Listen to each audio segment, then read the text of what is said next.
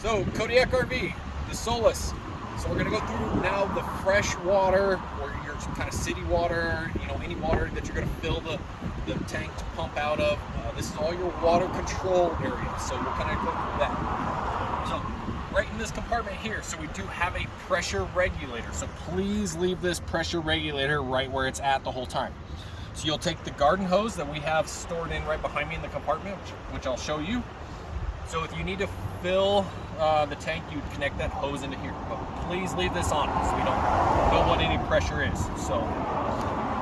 So first off, we'll go through dry camping is kind of what we call. So you want to pump out of the tank on the RV. It's already full. You want to pump out of that, use the sink, showers, toilet, anything like that. So we're going to turn the pump on in that case.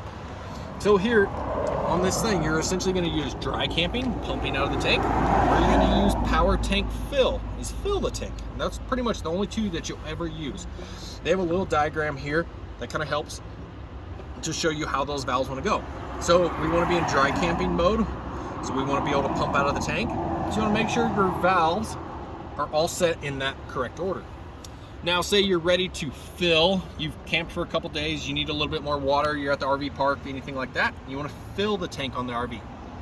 Connect the water hose into here, turn your valves so they just rotate there. So now we're in the correct position for power tank fill.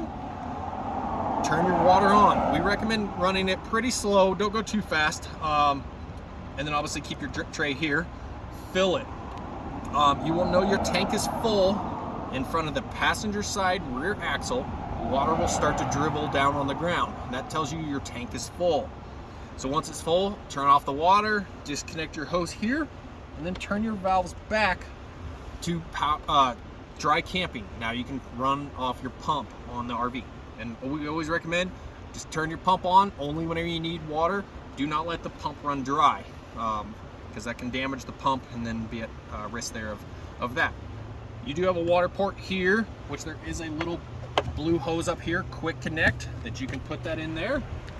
So yeah, so all pretty simple there. I will show you just a couple things since we're back here. Obviously in these compartments, we do have, there's 4 camp chairs, broom, dustpan, all that kind of stuff there.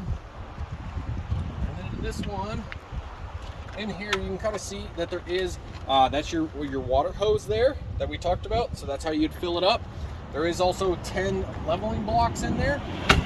So if you need to drive the RV up on to level it out a little bit more, you can stack them like Legos and drive the van up on them.